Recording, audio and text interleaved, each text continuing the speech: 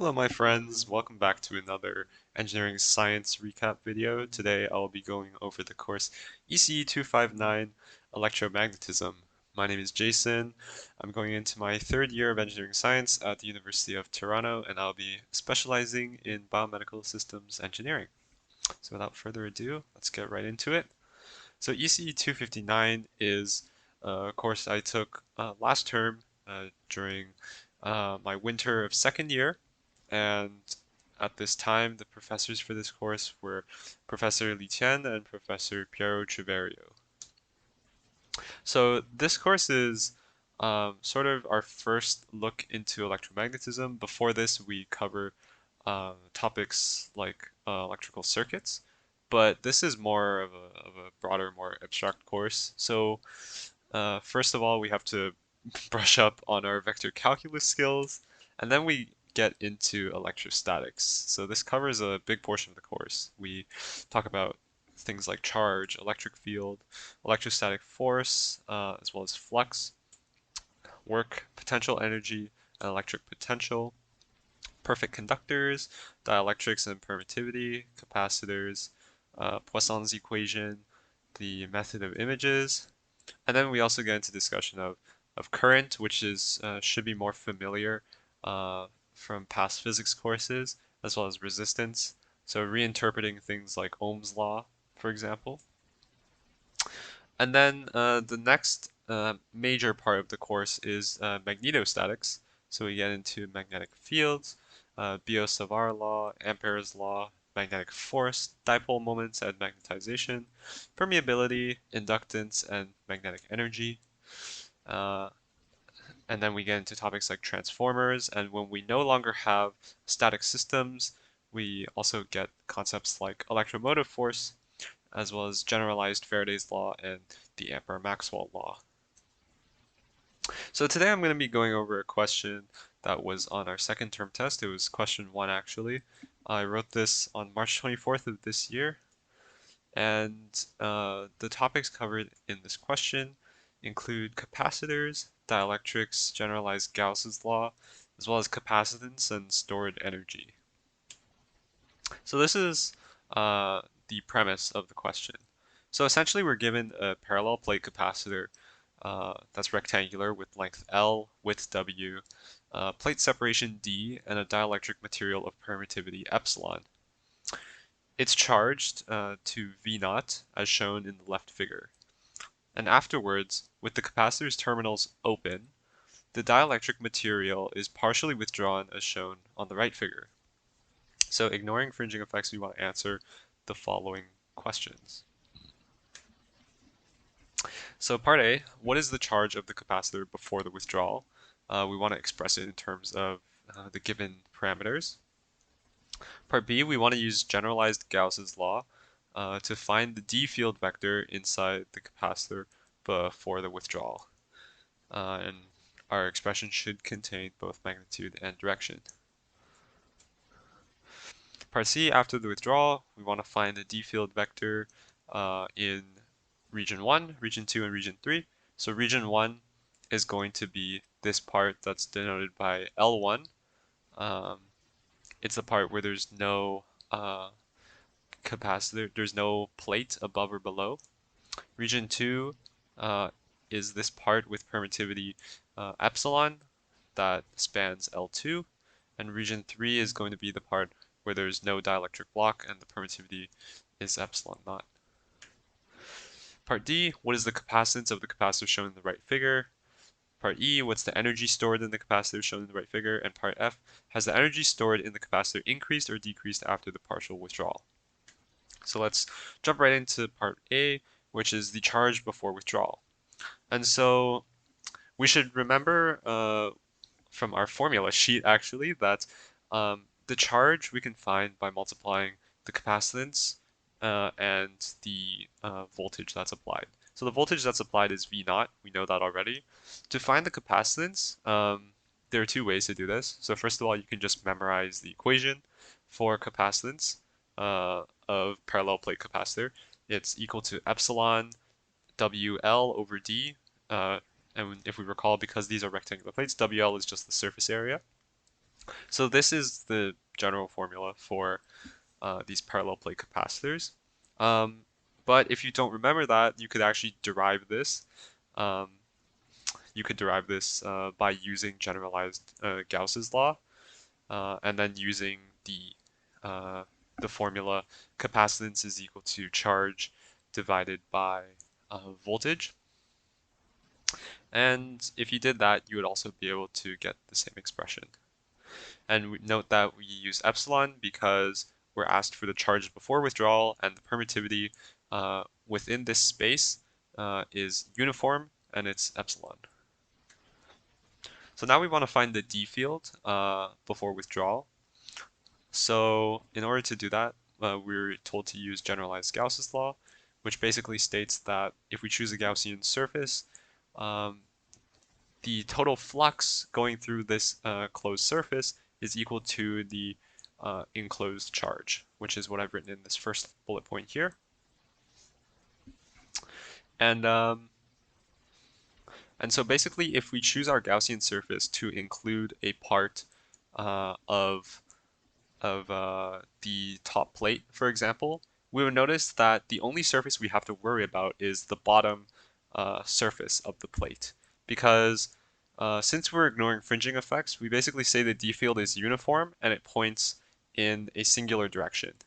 And so if we have a Gaussian surface that's sort of like a rectangular prism, then we know that this dot product with the D field dotted with the normal vector of every surface, it would evaluate to 0 for every surface except for the bottom surface that is parallel with the plate.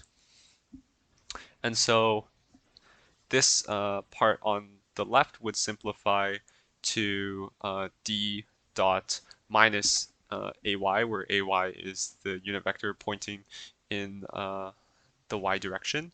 It's negative because the D field will be pointing downwards, and the reason for this is because the D field will point from the positive plate to the negative plate. And so as you can see, the voltage we've applied here, the top plate will have the positive charge, whereas the bottom plate will have the negative charge, which is why we go from positive to negative. That is pointing in the minus y direction, as defined by this coordinate system. And if we do this for a differential area, we'll notice that the charge enclosed by this Gaussian surface will equal the surface density charge, which is denoted by rho s. And this is because we can divide out the surface area of the charge q. So we divide out the surface area from both sides. And so the charge divided by surface area is just the surface charge density. And so using this equation, basically we can, if we recall our expression for Q from the last slide, we can divide it by the surface area, which is WL. And so we get epsilon V naught over D. That's equal to our surface charge density rho s.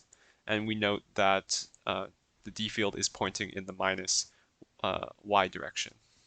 So this is our final answer for the D field before withdrawal. Part C, we want to find the D field after withdrawal, and we want to do it in all three regions. So we notice in region 1 that because there's no parallel plate capacitor above or below, and since we're ignoring fringing effects, we basically know that there's no charge in this region, and because of that, if we apply generalized Gauss's law, we'll always find that the D field is 0 in this region. We only have a D field in regions 2 and 3 because that is where the parallel plate capacitors reside. So now moving on to regions 2 and 3. First of all, we should notice that the potential will be uniform across the top and bottom plate. Obviously, they'll be different.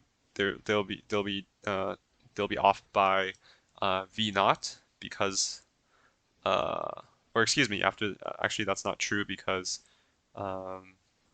this is the case after withdrawal. But we should just note that the potential across the top plate will be uniform. It'll be different from the potential on the bottom plate, but the potential on the bottom plate will also be uniform. Since we know that the gradient of potential, the negative gradient of potential is equal to the electric field, we know that if we follow the same path from top plate to bottom plate, or parallel paths, we have that the electric field in region 2 should be equal to the electric field in region 3. And that's simply because we know that the electric fields have to point straight downwards because there's no fringing effects. And so we can basically say that, and because they have the same potential, then that means their magnitudes must also be the same. And so from this, we can substitute the D fields in. So noting that E2 is simply equal to D2 over epsilon, because in this region between the plates we have a permittivity of epsilon, whereas E3 is going to be equal to D3 over epsilon naught, because in this region we have a different permittivity. Now we can use the normal boundary conditions for a perfect electric conductor, which basically says that the magnitude of the D field in these regions are going to be equal to the surface charge densities at the plates. So this is one of the boundary conditions for a perfect electric conductor. So in this case, D2 will have, so this is not exactly correct. I should have written this in vector form, but D2 and D3 both point in the minus y direction, but their magnitudes will be equal to rho S2 and rho S3 respectively, where rho S2 is the surface charge density of the top electric of the top plate in region 2, and rho S3 is the surface charge density in region 3. We should also note that the total charge Q doesn't change after withdrawal, and the reason is since we have these terminals open, charge is not allowed to flow back through this wire. And so whatever charge was deposited in the beginning on the top plate remains on the top plate after withdrawal. So this is very important to note because we can get another equation out of it, which is this equation 2 I've labeled here. Equation 1 is just the same as what we had on the previous slide. I just replaced the D fields, the magnitude of the D field with the rho S2 and rho S3. So in equation 2, notice the left-hand side is just our equation for Q that we got from part A, and the right-hand side is equal to an equivalent expression for the total charge on the top plate. By splitting it into region 2 and region 3, the total charge is the charge contributed from region 2 plus the charge in region 3. And this is an expression that involves rho S2 and rho S3. And now that we have two equations and two unknowns, we can solve for rho S2 and rho S3 in terms of all these other given parameters. And if we recall the fact that the magnitude of D2 and D3 are equivalent to rho S2 and rho S3 respectively, we can basically replace these expressions and then add our direction vector, which is the minus AY vector, which is just a unit vector. So these are the expressions for the D field in these two regions. Now for part D, we want to know the capacitance after withdrawal. So in order to do this, we can recall that capacitance is equal to charge divided by applied voltage. And if we recall, the charge is what stays the same because we kept the terminals open during the withdrawal. However, the potential difference does not, the potential difference does change, and we do want to find its value. And so we could do this in two ways. We could do this by looking at region 2 or looking at region 3. In this case, I've decided to look at region 3. What we can do is we can take the magnitude of the electric field and multiply it by this distance d. And the reason this works is because we're essentially taking the path integral from the top plate to the bottom plate and integrating over the dot product of the electric field with the path vector. And so if we just take a straight line, that would be multiplying the magnitude by the distance we've traveled, which is d.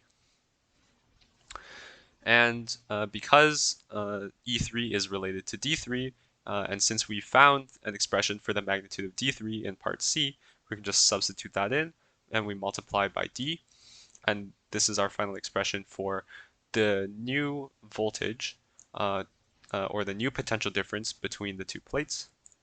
And if we take our equation for Q, our expression for Q, which we found in part A, and our expression for V prime, which is the new potential difference, we can find an expression for C prime, which is the new capacitance after withdrawal, and is equal to this expression.